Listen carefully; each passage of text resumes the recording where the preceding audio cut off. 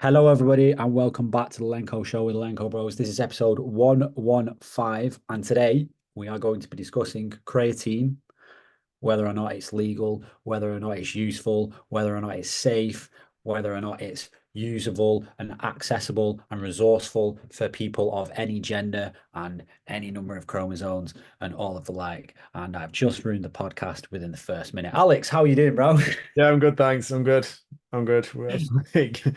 We can pretty much wrap this podcast up right now. So, like, for anyone that's just dropped by to find out as to whether creatine is useful, safe, and all the like, the answer is yes. So, problem solved. What we will do, as we get into this, we'll break down sort of its uses, how it impacts you, the benefits of it. Um, it is literally, I would say, one of the top most researched substances, supplements on the entire planet. So creatine and caffeine, I think, are probably the top two. Protein, maybe again, very high up there. So there is an absolute mountain of information to work through. But as we have both found out, there are a lot of misguided flat earthers out there. So we will be breaking that down. We will be going into that. I think the first thing I wanted to go through was that I mentioned to you in terms of just before we came on this, like in terms of when you go into a training session, how much information do you want as an athlete, as a client? How much information do you want about that training session from the very start? Are you asking me personally? Yeah. I am absolutely, yeah. It's an interesting question. I Have you got? actually don't really. So it depends. Okay, but I'm not going to do the usual thing and give the answer that's just ambiguous, right? So I do my own programming now, as of currently, and thus I like to know specifically what I'm going to be doing and how it's going to go down. However, if I was doing a session that's prescribed for me, I actually really don't care. I just need to know what I'm going to be doing next and what my intention is. What intensity do I need to be? What's my intention? How am I meant to go about it? Like the less thinking, the better. Like the more I can just do. And Yeah. I think the more sometimes, especially for me, the more information I have, the more I'm gonna talk in my head and the more stuff I've got going on in my head that can talk you out of it or talk you into being a bit more defensive about something, or the more you're going to overthink something.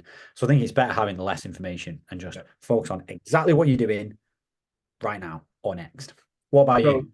so I mean, when I'm coaching, so I'm very much like you. I do all my own programming, plan my sessions around my structure day to day, and bear in mind kind of my recovery process and all that kind of stuff. So like I tweak things consistently, and I do have like a main structure that I follow, but I consistently tweak things, and it is all my own doing. However, when I coach, I would say 99% of the time, I will kind of give a bit of a brief at the start of the session. This is what you're doing. This is the order you're doing it. This is the intention. This is the intensity. This is the main bit for you to focus on. This bit, just get through it. And then there might be a finisher or whatever it is. But like everyone knows at the start of the session, I generally find that when I do explain everything, less than 10 seconds after the explanation, someone's forgotten something.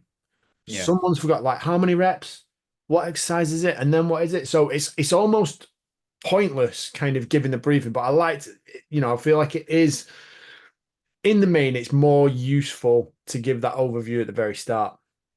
Um, However, sometimes I do like to divulge as little as possible for a few different reasons. I think the main reason of that is I don't want anyone to worry about what's coming next because I don't want them to save anything. I want them to give everything they've got to the main bit right now. And this will happen frequently when I know the stuff that's coming afterwards is going to suck. I don't want people going through the main chunk of the session, the most important part of the session, conserving energy for the sake of what's going to happen afterwards. Does that make sense? Yeah, absolutely. Absolutely. There's always a psychological toll and an emotional toll based on the information that people have exposure to. I remember Dewey telling me once that so he used to be head coach of CrossFit Leyland, and he said people stopped showing up um on whatever day it was when he told people that they were going to be doing running sessions, and he noticed they always had less people to running sessions, and it was because they'd send the programming out, they'd see they're going to do running, and then they'd cherry pick it. And obviously, if you're training or looking for a specific training stimulus, usually you will cherry pick the things that you need the most work on are the things that you hate the most, and you will get rid of them. They will not be in your programming. You will always, oh, I don't like that exercise. Yeah, because you're shit at it. You need to work on it, and then you will like it. Yeah. Always, I find that's always the same. Like in our gym in particular, if it's got the echo bike in, people don't want a piece of that. Again, if it's got running, there'll be certain people that will definitely be there. Some people will endeavor to turn up. Some people will absolutely shirk it. Like Fiona can't stand running. As soon as she like, and ironically, most of the time when she is actually able to go and she has the time to go, it's running. So she's like cursing the guy. It's just fate. It's just fate. But I generally find that um that is one of the negative side effects about people being able to see the program before they turn up. But it's probably more useful to be able to plan effectively, like, right, I need my skipping rope today, I need my lifting shoes, I need my weight belt, I need my arm sleeves, knee sleeves, chalk, whatever it is. Like you can pack your gear in accordance.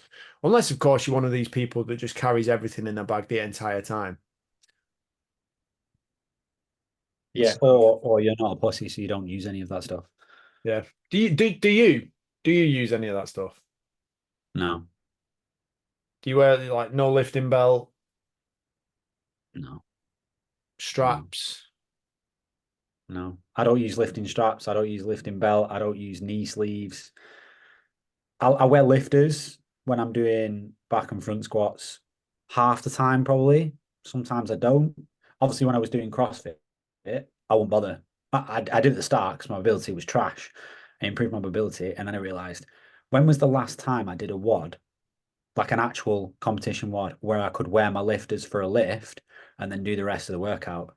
Never, because in CrossFit, obviously, naturally, you don't get a heavy lift and then more heavy squatting stuff. No, you do a heavy lift and then you're out running or something like that. So there was no point. So I just learned to do it in my Metcons.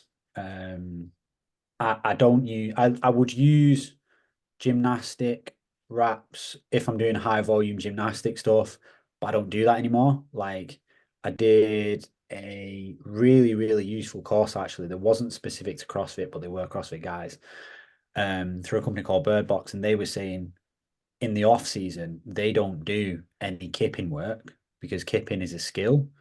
So he said, why would I work once I've got the skill? Yeah, I want to keep touching base with it, but I want to get as strong as possible to get the most volume. I want to be good at the skill, but be as strong as possible. So if I can do 20 strict pull-ups, then if I add the kipping and I start using the skill as well, then I'm going to be able to do even more. Why would I want to do sets of 20 Yeah. kipping if I, you That's know what I that's mean? something I noticed. Like when you walk in the gym and just, again, we're going to talk about this in a future podcast because you mentioned it earlier. But in terms of people trying to train everything all at once, and some people you see like whenever you see them do pull-ups, all they ever do is kip, Yeah. and you just think, where are you building your base strength?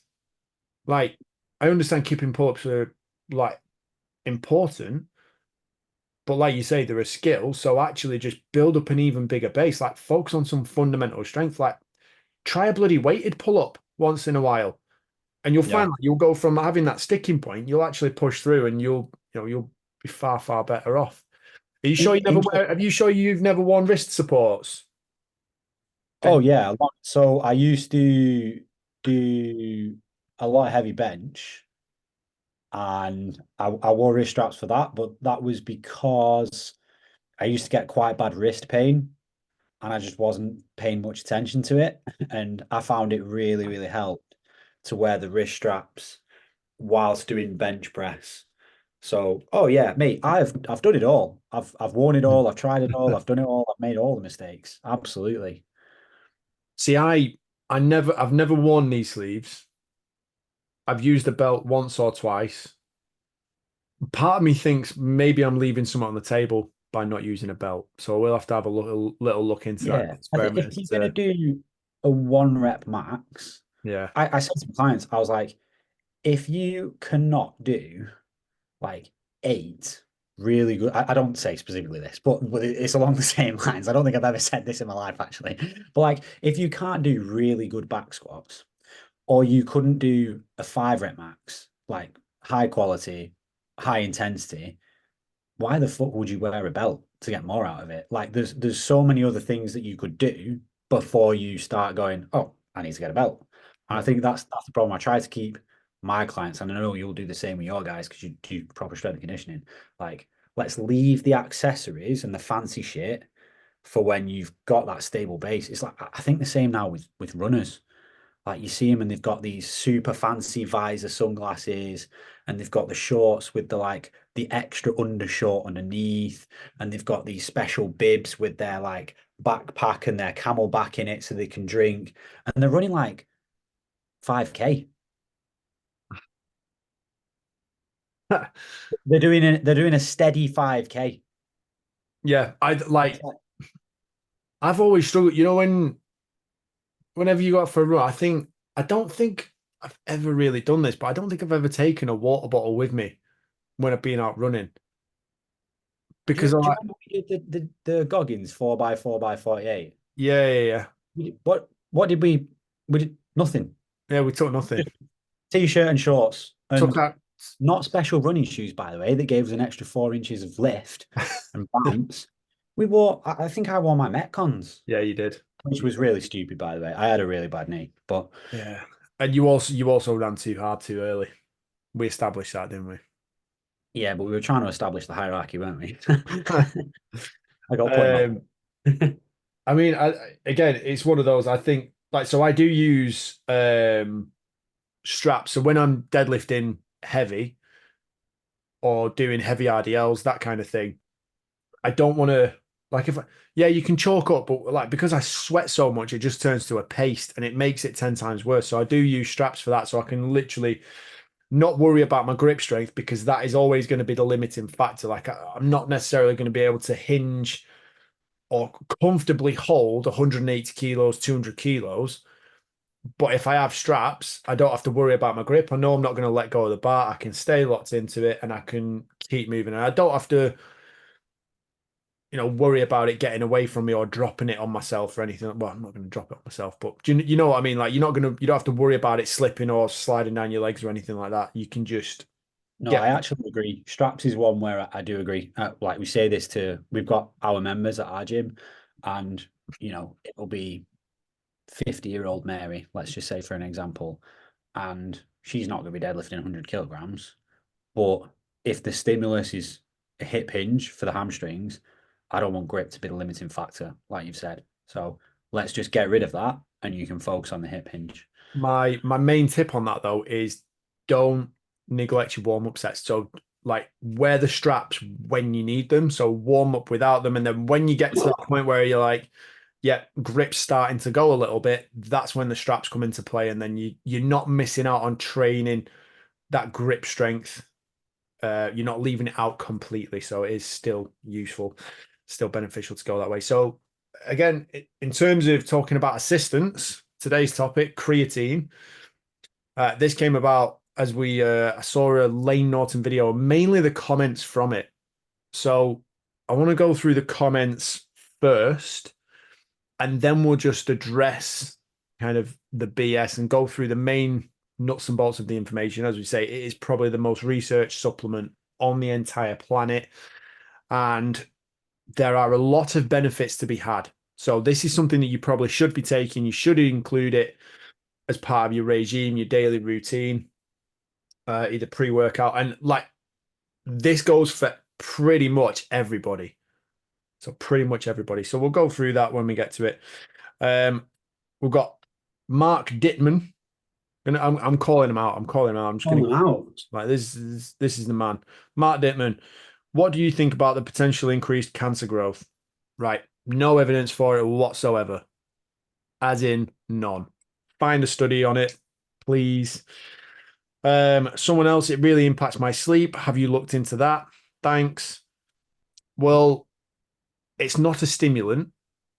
It is essentially energy. So my personal opinion, I would take it either first thing in the morning or I would have it before training or after training if you've trained early on.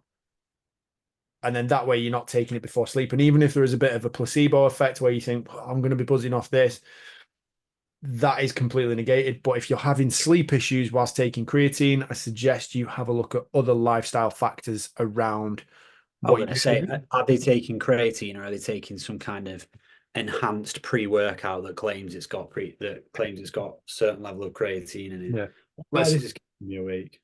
Yeah, it's keeping me awake and my face and my hands have gone really itchy and red. Um, just make sure it is creatine. Um, someone else, so that was Phil Fletch. Phil Fletch, who's having sleep issues. Come on, Phil, get a grip. Someone else, Daphne 505. I get numbness, tingling, pain, and swelling in my feet when I take daily. You should probably look into that. That won't be the creatine. Sounds like a blood pressure issue. Um, Irrational foe. Aren't most filled with heavy metals?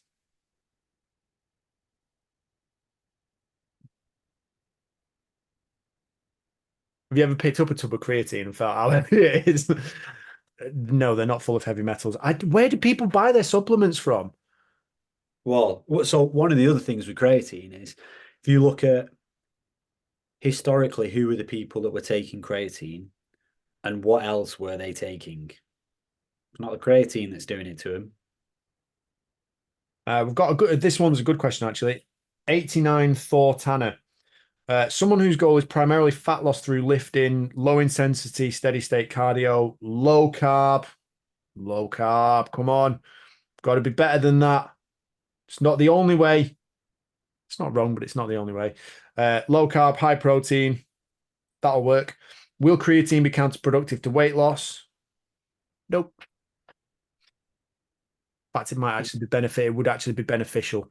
It would be beneficial. Um, Well, that's just what people say about water retention, isn't it? Okay, you're holding on to a little bit more water.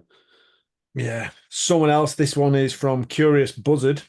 I used to take it with no issue, but now it makes my head spin a bit. Lol. No idea why. Uh, again, have you ever had that? Have you ever experienced that with creatine? No, it sounds like he's going into a kickboxing gym, taking his creatine, and then getting his head wazzed by someone. Is there a specific kind that does not upset your stomach or bloating? No, there shouldn't be. This should all be absolutely perfectly fine. You shouldn't necessarily get any bloating or stomach issues from it. However, what I will say, I got some creatine mints, and you had to eat like it was like 6 per day, and I really like the taste of them, so I kind of had a few more, and then I got like a little bit, should we say, windy, and I looked on the packet, and it was like, stick to recommended dosage, can be essentially like can basically be a laxative if you take too many. So Nice. that was specifically to the mints. Like in terms of actually taking regular creatine powder, I've never had any issues whatsoever, and I managed to function perfectly fine day to day. I've had the feeling of bloating from it, but I also had that with Clear Whey, and I don't know if it was specifically the creatine, but I recall. Do you know? I will say I actually had issues on Clearway as well. Like my gut Yeah, didn't like it. yeah, We'll leave that there. But my gut did not like Clearway Isolate. I was the same. I was the same. But I recall reading, so for like the average person, they say 5 grams of creatine. Most people probably just try and neck that in one sitting, like just pour it into the drink, mix it, and have it there. Like if you are really struggling with bloating or anything like that, just split it up over the course of the day or over the course of the morning if you really need to. Yeah. This one, I'm braced for this. this one, Ball Pythons 101. Good name. Creatine gave me compartment syndrome in my legs. Interesting. I'm not sure it did. Like the burden of proof would lie on him for that. Like he might just be saying that. I'm not. Like I've never known that happen to anybody. Um, if you're curious as to what compartment syndrome is, Google it, select images, and uncensor all of them. You're in for a treat. It's pretty severe, pretty nasty. I've known a few people who've had to have surgery, well, essentially life saving surgery as a result of it, because it's essentially like they end up having to cut you open to be able to assist and get your circulation back to normal, because it's essentially massive swelling and bleeding of the muscle that is it can be life threatening. So never known this to happen with creatine, and I would take the piss out of this guy a little bit more, but I went on his profile and he's literally just got loads of pythons, loads of snakes, and that terrifies me. Like I want to stay as far away as possible from that guy at all times. Snakes freak me out. Interesting. So there you go. Interesting. Anyway, do you supplement with creatine, Chris? Do you do it? I haven't done for the last couple of weeks. I have actually got some downstairs. Has your mum ever caught you on creatine? Oh yeah, big time. Big time. Slap on the wrist I got. Do you remember that? No. No. She obviously didn't have a clue what it was. To be fair, I probably didn't have a clue what it was, but it's a long time ago. But yeah, exact same story as when she found my tub of whey protein. Like, are you taking steroids? What's this? It's just putting loads of shit in your body. Don't get too big. All the usual things that I genuinely, what people say is like stereotypically, this is what people are going to say to you. They are all the things that were said to me. Yeah. I remember having that kind of conversation with her when it was like when I was taking protein after training, and it just makes you think like that's obviously the uneducated side of it. But you think about the limitations that you're then putting on that young person, that young child. Like you've got all these predisposed beliefs about supplements, and you just think, well, you're just going to be a massive bodybuilder. All of a sudden like that, you're just going to get jacked. Like, no, doesn't work like that. And then, worrying about, are you taking steroids and getting throttled for that? It's like, it's a tub of protein. It is a tub of protein. Calm down, woman. So what I'd like everyone to do, actually, when you're listening to this, write to us. Tell us about the time your mum caught you with your protein.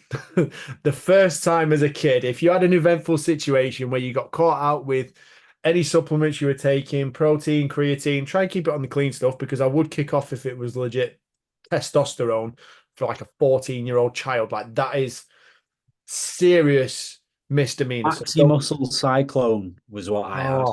Classic. Oh yeah. I remember trying, what was the green one called? It was Maxi Muscle. Pro Max. Yeah, but Proline, that would have been it. And it had like Thermobol in it and all like green tea herbal extract. And I remember taking it thinking, yeah, I'm going to be shredded in about 3 weeks. And I was like, what the fuck is this? Like, it's not doing anything. Do you remember the old school? There's the last one because we're going slightly off track. People drinking cartons of milk in the gym. No, I was never on that. No, I've never been a fan of. I never did it. I never did it. But yeah, people used to they just take literally a pint of milk and they just drink that. No, I don't. I never witnessed it. Yeah, never witnessed it. Good times, old school. Yeah. Be interested to know people's stories about the first time they got caught with their supplements. Anyway, should we get down into the major benefits? Let's get on to creatine, guys. Creatine, huh? So should we start with energy availability? No, let's not start there. Well, where do you want to start then? I want to start with, is creatine safe? All right, go on then. Yes. Good, let's move on. Um, let's go with yours. Yeah. So increases energy availability. So essentially, creatine is, like I said, it's energy. It's a currency that the body uses for high intensity, immediate efforts, typically less than 10 seconds. Your ATPC energy system is what will drive that movement. So if you're doing max effort lift, strength training, if you're sprinting, if you're doing speed work, your phosphocreatine stores are going to be your main chunk of change when it comes to here's the energy you have available for this activity. And you only have a certain number of stores. And once it's spent, it is a lot longer and slower to recover. This is where, when it comes to training, strength, and speed, you need that recovery time in between sessions in order to maximize your results, because you need to allow your energy resources to replenish, and then you can go again. Yeah, I always say, because people are like, does it make you stronger? And it's like, well, if you think you've got more energy availability to use for your set, it could be the difference between you doing a set of 12 and a set of 10. It's likely that those rep numbers are a little bit high. Like typically it's going to be, well, not necessarily, you would still be using it, but it's more for like your power-based movement and your strength-based movements that are higher intensity but shorter and faster. But it could absolutely add a couple of reps on, or it could shorten your rest time a little bit. And if you're getting more weight, more volume, more intensity, more reps, then over time, that's all going to add up. Yeah. And the thing is as well, like we will get onto this because it's useful in terms of brain health. There's been studies recently which have shown like it helps with people who have symptoms of depression and various other things. But it's also a currency for thinking. The brain relies very heavily on it. And because you're essentially using your energy stores all the time, day in, day out, by maintaining higher levels of ATP, you can sustain max efforts for longer durations. You can apply, more high intensity bursts into your training sessions. And it also allows for faster ATP recovery, which is obviously what then allows those more, like the higher volume of max intensity efforts. So recovering quicker is the main landmark. The next one, do you want to go through strength and power? Because you were leaning on that a little bit in what you were saying there as well. Yeah. So obviously, it's the primary currency for that specific energy system. So it's more usable for those things. It doesn't really translate necessarily across. I think actually there is some research now that shows that it can actually help with endurance stuff as well, but it's more specific towards Yeah. strength and power specifically, because it's working, like it's the energy availability between those like 0 to 10 to 15 seconds high intensity. So it's very much more applicable to those. And like we said, it's the energy availability.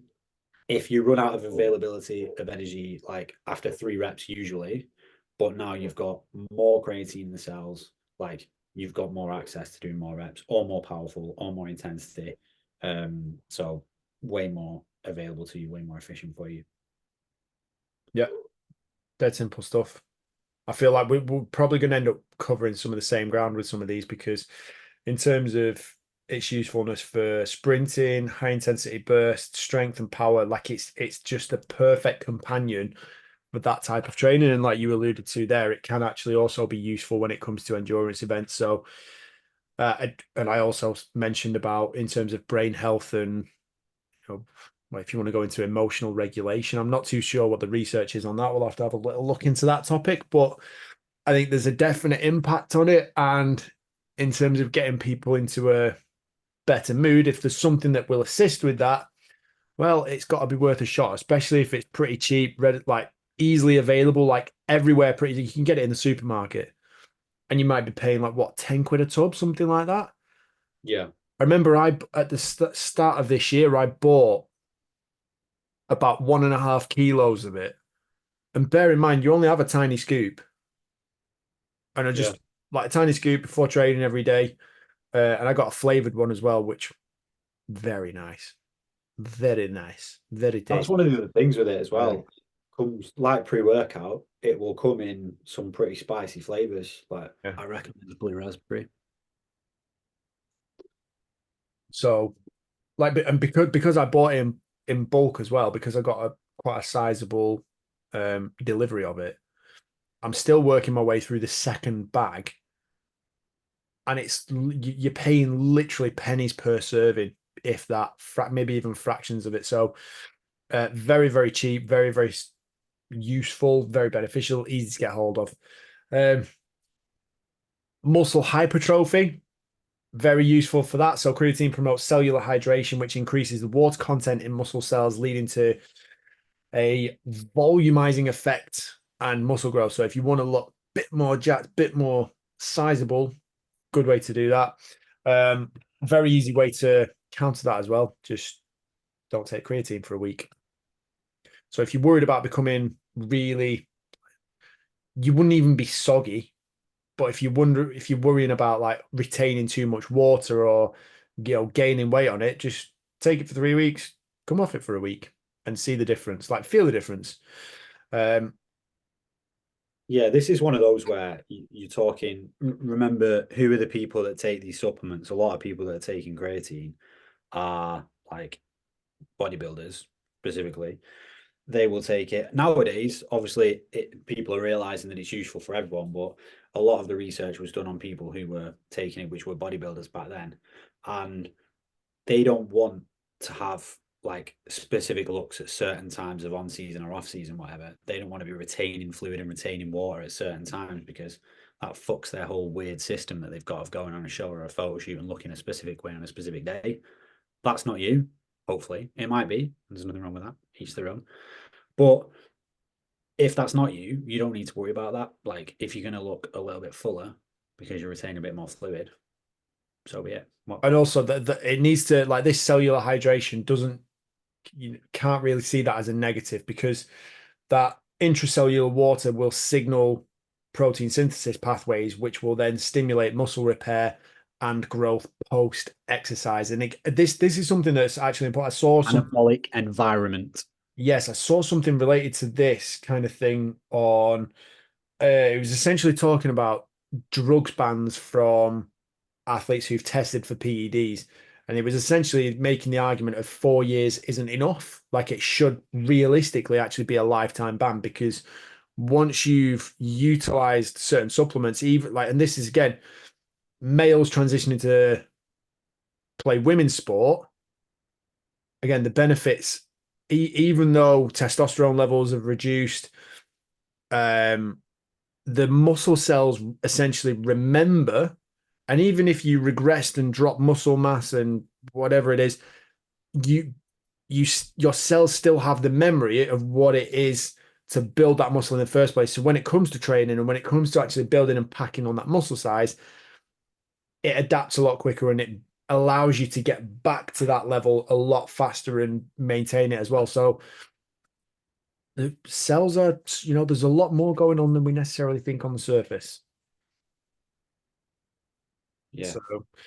So certainly helps with building muscle mass when it comes to training for, like, again, strength, hypertrophy, all of it. And again, assists with that faster recovery and that more effective recovery time, which is the next topic as well. So in terms of speeding up recovery, reduces muscle cell damage by stabilizing the cell membranes during the exercise-induced stress, and has anti-inflammatory effects, lowering levels of exercise-induced inflammation and muscle soreness after training. So if you really, really struggle with DOMS, soreness, pain after working out, give it a shot. Yeah, there you go. It helps with energy availability during the workout and then helps you recover after, which means, I mean, if you can recover faster and then go again, like that's a no-brainer. Obviously, that's more beneficial than something that leaves you sore for like the next 3 days. So, and I actually find this next one is an interesting point as well. So athletes supplementing with creatine actually experience less muscle fatigue post-exercise, which actually then enables you to train more frequently, recover faster between sessions, and tolerate a higher volume. And as we spoke about in the last episode, if you want to build muscle mass, if you want to get strong, well, not necessarily if you want to get strong in particular, but if you want to build muscle mass and increase your capacity to build strength, more volume is better. There you go. And then I think the last one will go on to the cognitive benefits, and then we will wrap it up there. So, do you want to run through cognitive benefits? Yeah, so I've seen there's a lot of stuff in terms of like cognitive function, in terms of like memory formation and things like that. And again, this is stuff that they use for. And did you already say about symptoms of depression too? Yes. So essentially, you've got mental processing, memory, and those are two things that are universally accessible. You don't need to specifically be someone that's training. These are things that young people can take, old people can take, and athletes can take. And Well, especially if you think like uh, old people who are probably more prone to dementia, Alzheimer's. If this is a supplement that could potentially help stave off those kinds of diseases, I don't know what the research is on that in particular at the minute. I don't know whether there's enough long-term data to kind of pick that apart, but I'll definitely have a look into that. I do suspect that, and again, I don't know. Again, I don't know how much this translates across from high dietary meat content kind of corresponds with things like that, dementia, Alzheimer's, memory loss, that sort of thing. But I'm actually interested to see that and look into that. So I will have a look. Promise you, I'll have a deep dive into that. yeah, I mean that alone, like the mental benefits alone, when you put that on top of the physical benefits, and you look at how much research there is behind it, and there's been no side effects found. There's been potential side effects that are most likely brought about by other substances or other lifestyle choices. Otherwise, it's seen as completely safe with cognitive improvements in terms of, like we said, memory formation, memory function, cognitive function, so mental sharpness, mental agility, and obviously symptoms of depression. And then obviously the physical benefits on top of that, being able to perform better, being able to recover faster. What more do you Yeah. want? So just going through this here. So it has been studied for its potential to improve mental clarity and reaction time, which makes it benefit not just for physical performance, but mental sharpness. And early studies show potential for creatine to protect against neurodegenerative diseases by supporting brain energy metabolism and reducing oxidative stress. I actually saw someone on, I don't know whether he was recording another podcast. I saw it earlier this week, and the guy was trying to make a case that oxygen is bad for you because it causes oxidation. And I was sat there thinking, how can you be so stupid? Like, that is the fundamental, like the point at which our soul leaves our body is when there is no more oxygen getting to the brain, whether you've been bleeding out or you've been strangled or you've drowned. Like, and again, most people who die of old age, it'll be the fact that the brain has no longer got enough oxygen to function and you're checking out. You're done. That's it. Time up, game over. If you cut off your oxygen supply, you're done. So this guy claiming that we're essentially oxygen is killing us is a complete lunatic. Anyway, just to summarize the benefits before we depart for today: creatine, cognitive benefits, speeds up recovery, promotes muscle hypertrophy, enhances strength and power, and increases your energy availability across the board. So if you're looking to maximize your results, you're looking to maximize your training, and you want something that is a safe, affordable supplement that you can take on a frequent basis to help boost your performance, creatine is the way to go. Yeah, and I think, like you said at the start, creatine and caffeine, probably the two most widely researched supplements out there that actually do show to have some kind of actual benefits going beyond someone just saying, yeah, it's pretty good for you. Like there's actual genuine research for it out there. Yeah. So it's hard to argue with. Very hard to argue with. You will find some clowns like Python Lover 08, whatever his name was earlier. There are some people out there who will find an argument against it. It won't be backed very strongly, but you'll find them. Or there's always someone out there that wants to argue against it, but they haven't got any evidence to back it up. So, But they do have Pythons, and that's nearly as good. yeah, Pythons are a pretty good way to back any argument up against me. Like I will just stand down at that point because if you, no, I'm not having it. Don't want it. Right, that concludes episode 115 today. Is creatine useful? Answer, yes, it is. So if you found today's show enjoyable, if you found it useful, informative, if it's something that is going to be a game changer for you, please give it a like, give us a rating, give us a thumbs up, let us know that you enjoyed it. And please feel free to share it with somebody else as well. If they're considering, what kind of supplements might be useful for me, share them this episode. Hopefully we can get through the nuts and bolts of it and encourage a positive change in somebody's life. Or maybe even you just want to share this with your mum.